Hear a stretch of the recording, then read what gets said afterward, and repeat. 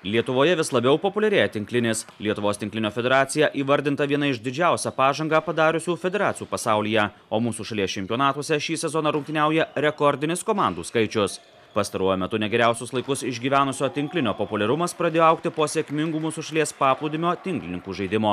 Ieva Dumbauskaitė ir Monika Povilaitytė tapo Europos jaunimo čempionėmis ir pasaulio vicečempionėmis, o Arnas Rumševičius ir Lukas Každailis pasaulio jaunimo čempionato prizininkais.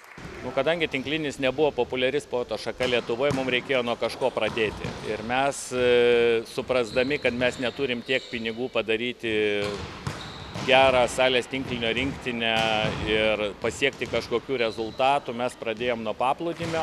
Labai džiaugiamės, kad tai pasiteisino. O dabar, kai, sakykime, paplūdimio tinklinis yra jau pakankamai populiarus, yra žinomų žmonių, tai manom, kad yra laikas vystyti ir tinklinį.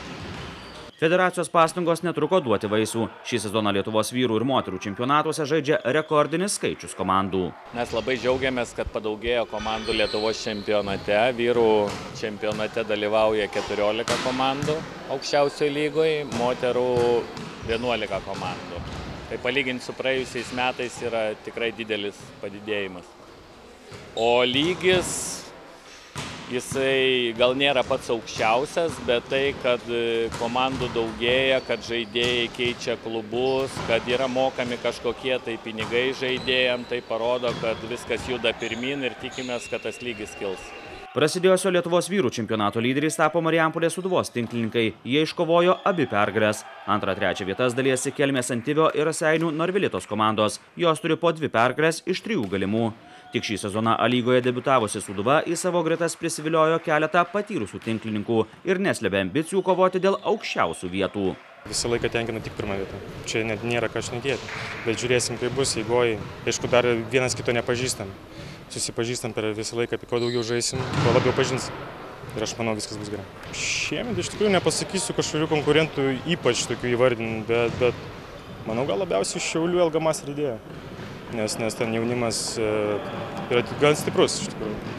Kažkada buvo neblogos tradicijos, paskui truputį aprimo ir dabar vėl pakelimas jaučiasi. Dėl to tinklinis irgi pas mus mieste atsigauna.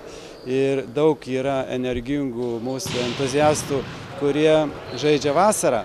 Ir nuo to didelio rato kažkaip papildymas gavosi iš jaunesnių ir dabar užsiauginom savo kartą, kuri jau duoda šiokius tokius vaisius. Tinklininkai džiaugiasi, kad po daugiau negu 20-mečio buvo atkurtos Lietuvos vyrų ir moterų tinklinio rinktinės. Šiais metais jo žaidė Europos čempionato atrankos varžybose. Tai yra motyvacija, pirmutinė motyvacija atstovauti valstybę.